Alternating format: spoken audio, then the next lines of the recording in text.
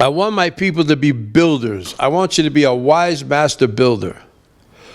He said, I want all my people to do this. So the assignment the Holy Ghost has given to us in our life right now is, and I ask you this question, what can you build that's of meaningful significance, that will give you influence, that will give you favor, that will give you blessing, prosperity, open doors.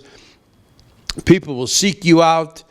People will want you in their world because there's some brilliance you have from God because you're building something. You know, you can get to the point that even your gifting can't take you far enough. I can tell you something here. You're gifted. People know it. You know it and others know it. But until you build something tangible with that grace, more than you have before, you don't have enough significance. And actually, when you get to that point where it's no longer okay for you to stay in the same dimension that you're in, you'll really